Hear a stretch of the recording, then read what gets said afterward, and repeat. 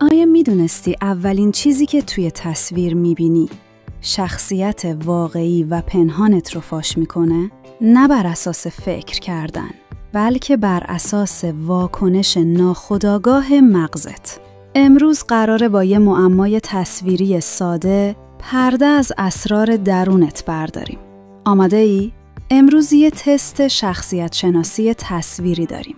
تستی که بهت میگه درونگرایی یا برونگرا، منطقی هستی یا احساسی، و مهمتر از همه چه نوع رهبری هستی. تا آخر این ویدیو همراه ما باش تا بفهمید درخت، گوریل یا ماهی‌ها چه رازی ازت میدونن. خب، زمان حقیقت رسیده. تصویر مورد نظر رو روی صفحه نمایش میدیم. تو فقط چند ثانیه فرصت داری. هیچ فکری نکن. آنالیز نکن و گذشته رو به یاد نیار. فقط به اولین عنصری که به طور برجسته توجهت رو جلب میکنه اشاره کن.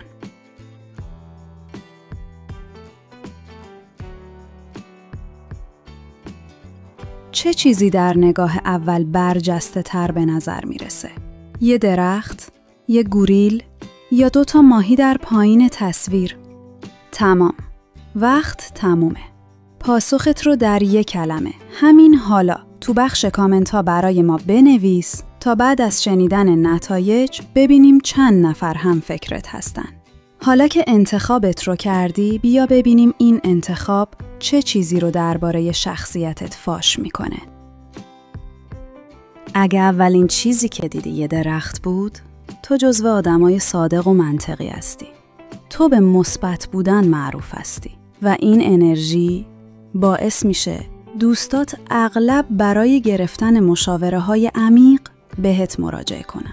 تو ذاتاً یه رهبر هستی که از توانایی‌های خودت کاملاً آگاهی و به سختگیری بیش از حد مشهور هستی.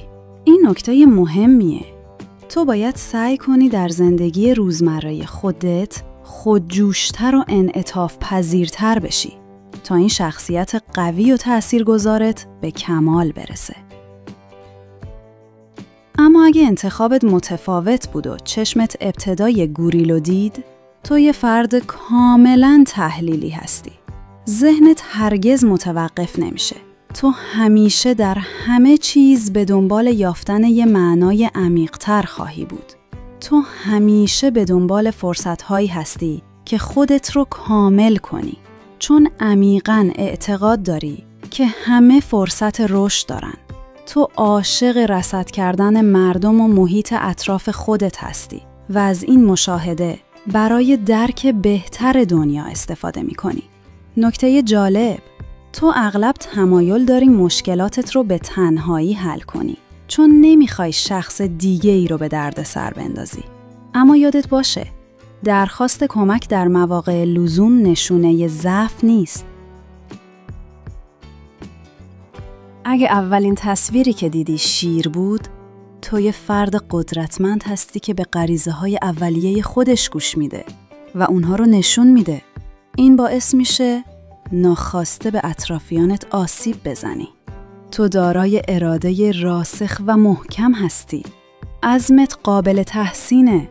بسیار سخت کوشی. تلاش زیاد تو برای اثبات ارزشت سلاح توست. همیشه روی اهدافت متمرکزی و تحت هیچ شرایطی رهاشون نمی کنی. مثل یک شکارچی به دنبال رویاهات میری و اجازه نمیدی فرار کنن. همین خصوصیات تو رو به فردی خاص و یکتا تبدیل کرده.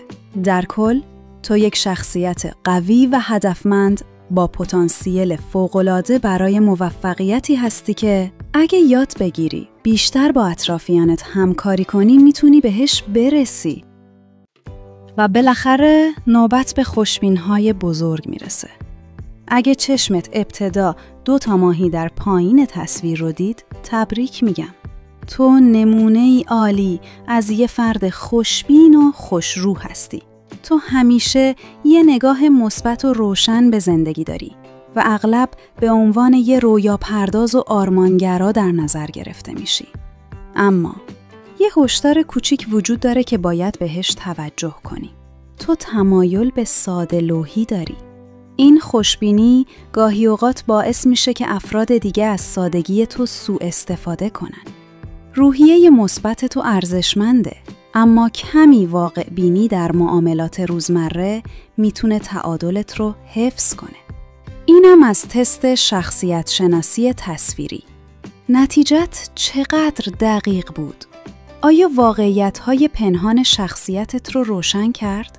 حتما در بخش کامنت ها به ما بگو چه چیزی دیدی و چقدر با نتیجهش موافق بودی.